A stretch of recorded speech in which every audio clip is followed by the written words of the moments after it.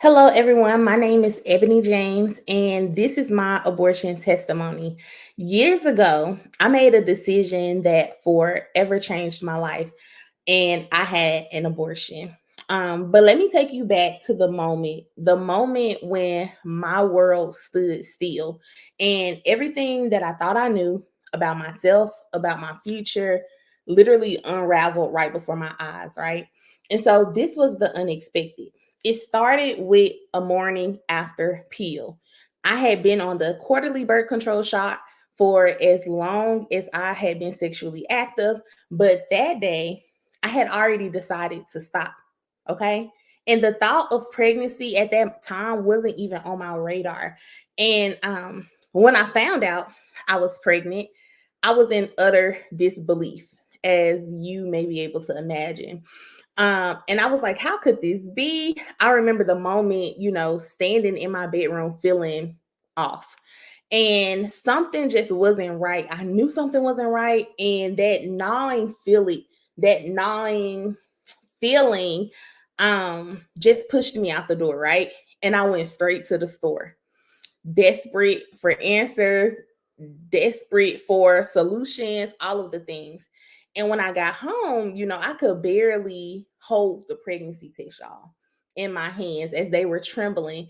And the moments that I waited for the result to come in, it literally felt like hours. And the whole time it was like I was holding my breath. And then the test turned positive. hmm And in that moment, it was almost like my life flashed before my very eyes.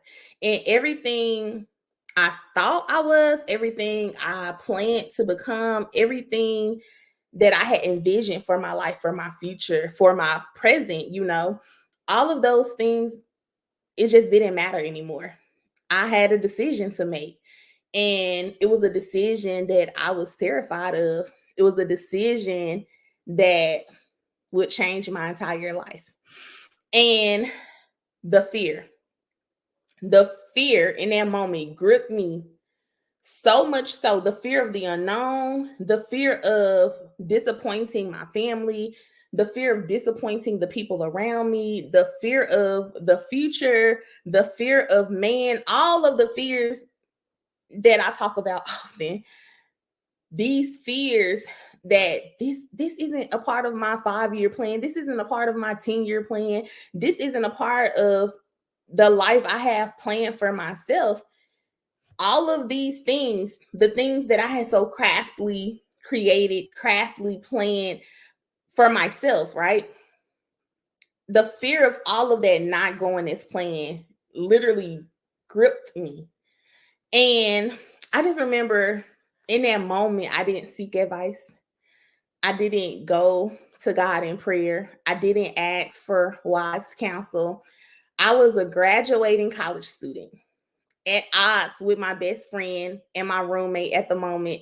And I felt like I had absolutely no one. That's what I felt. I felt like I had no one who would understand the position that I was in. I felt like I had no one who understood what I was going through. I felt like I had no one who I could reach out to. That's what I thought. That's what the enemy made me to believe, right? And so, without thinking it through, without weighing my options, I reached for the phone and I searched and I Googled abortion clinic near me. And it was instinctive. It was very, what's the word I'm looking for? It was very impulsive. It felt like the only solution that made sense at the time. Everyone that I knew from high school who had faced this choice had done the same thing, right? And so I made the decision. I made the call, and just like that, that appointment was set. It was quick, it was seamless, it was too easy, okay? And so I want to take y'all to the day of the appointment. The day came and I got dressed, y'all. I got dressed like it was just another day. I didn't cry. I didn't panic. It was I was numb. That's the best way that I can describe this feeling. That whole day I was just numb. And one of my guy friends, one of the few who knew, he dropped me off. And I remember being in that waiting room. I will never forget that day. Being in the waiting room. The waiting room was cold. It was silent. It was like everybody in the room was there filled with shame. No, that a shame that no one could speak of, a shame that no one could put into words, a shame that no one could fully communicate, if that makes sense. But it was like everybody felt it, but no one could say anything. No one could share what feeling. That's what gripped the room. Shame, condemnation, guilt, embarrassment. That's what I felt in the room as I waited for them to call my name. And y'all, I tried to focus. I tried to block it all out, but the weight of the decision was still there, lurking somewhere beneath the surface. And then I was called to the back. And the next part of the day is really a blur. I remember I intentionally blotted it out from my memory, but I remember walking out afterward. I remember feeling like a different person. I remember I went home, I took a nap, and I woke up thinking, I'll start over now. I'll begin again. I'll do something different. No one will ever know. I would just continue to go about my life as if nothing happened. And the aftermath, it hit me like this. And the next morning, I remember waking up being haunted, tormented by the shame, the guilt, the condemnation. And even in that moment, I didn't know what these feelings were. I can now articulate what they are now. But in that moment, I didn't understand what all of these feelings were because I continued to try to suppress it. And I remember being haunted by the regret, haunted by the guilt, and it clung to me. I remember because of those feelings, I began to throw everything away. Everything that could connect me to that clinic, the emails, the call logs, the receipts, everything. I tried to erase it, y'all. But nothing could erase the guilt. Nothing could erase the regret. Nothing could erase the shame, no matter how many emails deleted, and no matter how many times I emptied my trash, no matter how many times I deleted the call logs, no matter how many times, I shredded up none of that erased the guilt. And I convinced myself, the enemy convinced me to believe that everybody knew. So I was still going to church. I was still serving in church. And every sermon felt like it was about me. Every time the pastor spoke, I felt exposed. I felt like he could see right through me. And the weight of my sin, because that's what it was, the weight of the sin literally was unbearable. The imposter syndrome settled in before I even had a name for it. I was unworthy. I was a hypocrite. These were the things that I was telling myself. These were the things that I was believing. But I couldn't stop going to church because I grew up in the church. That's all I know is church, right? I couldn't stop serving because in my mind, maybe if I did more, I would be forgiven. And, maybe if I served more, maybe if I continued to show up, maybe if I would, do all of the religious things, maybe God would love me again. Maybe I could earn back my work. And so this was now my present. This was my belief system. And I remember running from the truth. And so I served. I served in ministry. I volunteered. I attended 2 churches at the same time. And yet, the more I grew in my faith, the worse I felt. The lies. Oh, the lies. If people knew, they would reject you. The lies of you're not worthy to lead, you're not worthy to serve, you'll never be good enough to be loved again. I believed every single one of the lies.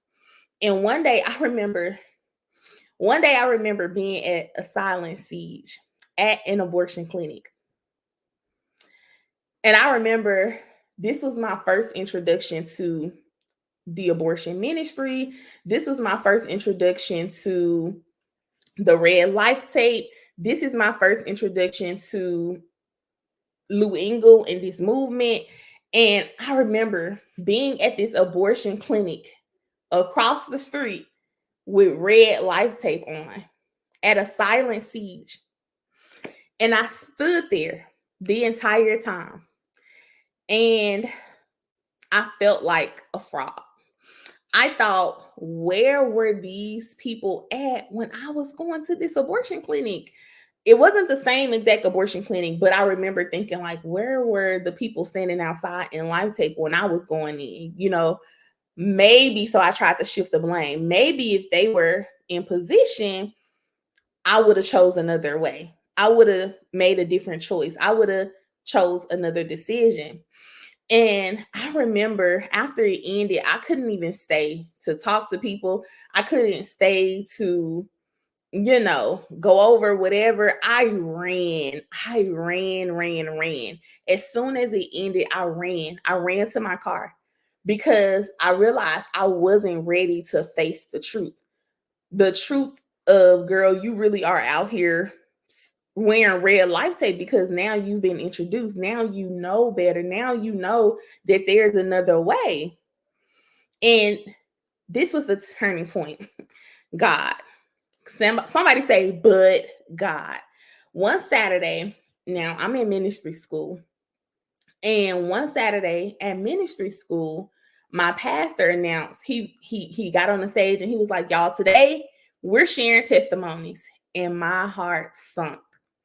Because in that moment, I knew that this was my opportunity to speak the truth.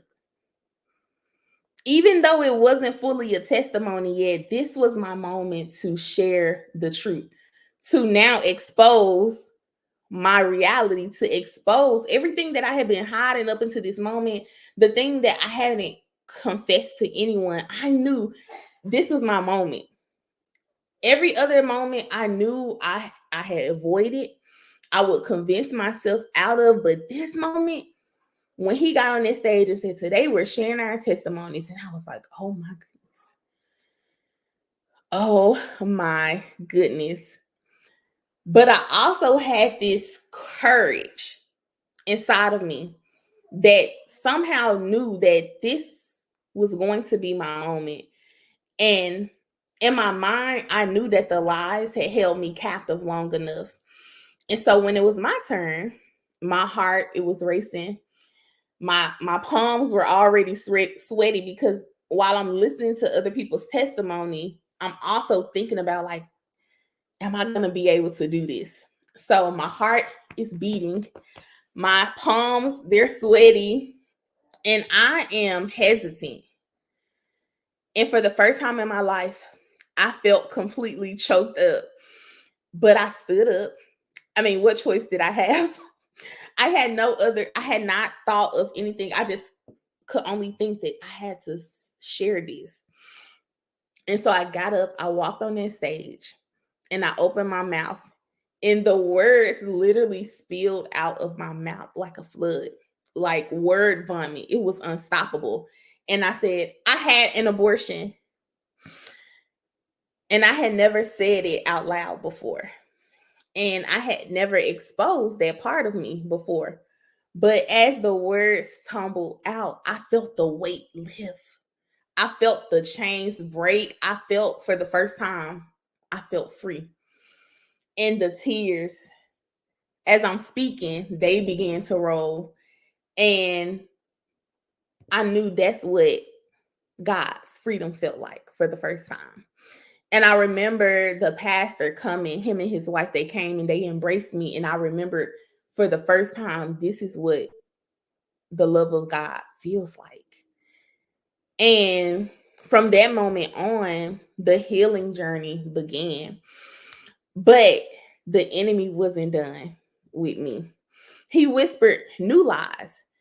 And he began to say, well, you told your pastor, you told the people who were in ministry school with you, but you didn't tell everyone.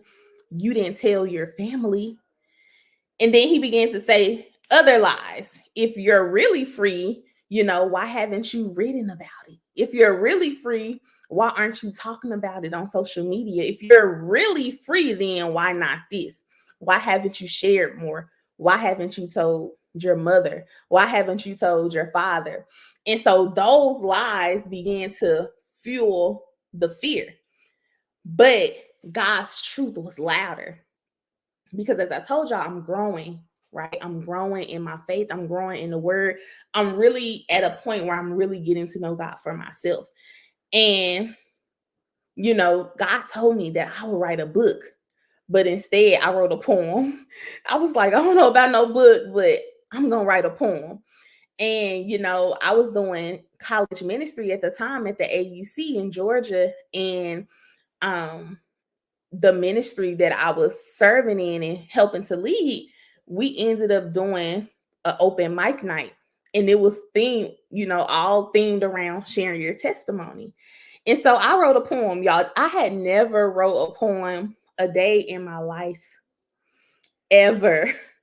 And I wrote a poem, and I called the poem War in the Womb. And it was the first time I shared my story with a group of people I knew and a group of people that I didn't know.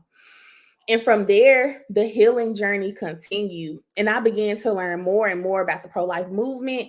I began to pray across college campuses, crying out for God to end abortion and to bring revival to our land. I remember I went on this tour called Freedom Cry, and we went to over 70 plus HBCUs across the United States, and we began to cry out for the mercies of God. We began to cry out for God to end abortion and send revival to America.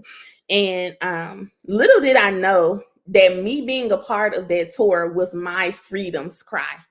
And through all of this, I kept asking, God, can you really forgive me after I've had an abortion, after I've murdered your baby? I began to battle with forgiveness. Was abortion forgivable? That was a question that I continued to battle even after I felt like God had already forgave me. I had already asked for forgiveness. I had already done the repentance process. I had already sought after his mercies. And the truth was, God had forgiven me long ago, but I hadn't really accepted it. I hadn't truly understood. And so I began the hard work of forgiving myself. I was like, okay, you have to understand that you can continue to believe a lie, to beat yourself up for the shame and the guilt because you think you deserve punishment. You think you deserve whatever bad happens to you because of this abortion, or you can stand on the truth and the promises of God that says that I have removed it as far as the east is from the west. And so I began to study the promises of God for my life. And slowly but surely, I experienced another level of healing. I experienced another level of freedom. I experienced another level of restoration. But then there were new lies. And, even after I got married, the lies persisted, because the lies then were, well, you're not good enough to be a mom because you had an abortion. And then there was the lie of, you will never get pregnant. And then there was the lie of, when I did get pregnant, the fear came and the fear began to speak, right? Oh, well, this pregnancy is going to be the hardest pregnancy, or something is going to happen to this baby as punishment for what you did with the other baby, right? And, during that pregnancy, I did everything right, because I was like, no, I'm trying to combat the lies with the other things. And I'm trying to make sure I'm taking all of my vitamins. I'm staying active. I'm doing all of the things. I'm still serving. I've already confessed all of the things, but the lies continue to come. And I remember that was one, the pregnancy itself wasn't as necessarily hard, but I remember getting into the room, and I remember them telling me, like, your baby heart rate is dropping. And I began to immediately think, here's the punishment. And they were like, oh, you're going to have an emergency C-section. And I thought, this is my punishment for the abortion. And still, through the challenges, I pressed on, clinging to God's truth.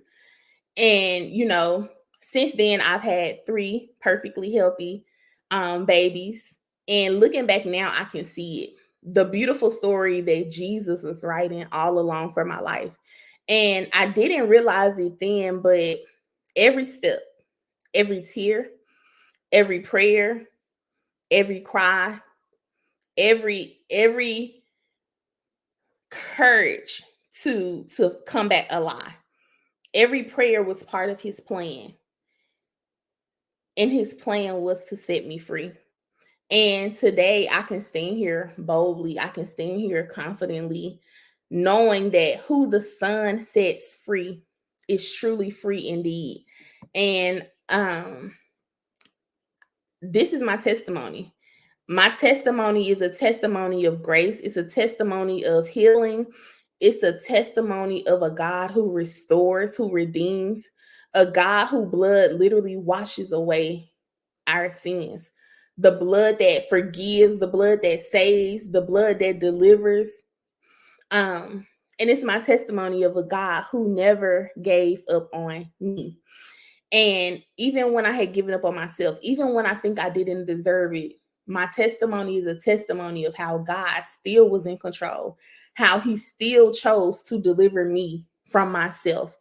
And closing this out, I just want to encourage anybody who has had an abortion, anybody who is considering abortion. I want you to know something that I didn't know. I want you to know that there's options outside of abortion. I want you to know that the God who sees you, Elohim, the God who sees you, the God who sent his son to die for you, the God who sent his son to set you free is here. His healing is available. His love, his grace, his mercy is available for you. And for those of you who have been fighting lie after lie, even after you have repented, even after you have asked God for his forgiveness and the lies are continuing to come, I want you to stand on this truth. Who the Son sets free is truly free indeed. So walk in freedom. And I pray this testimony bless you. All right. Be blessed, y'all.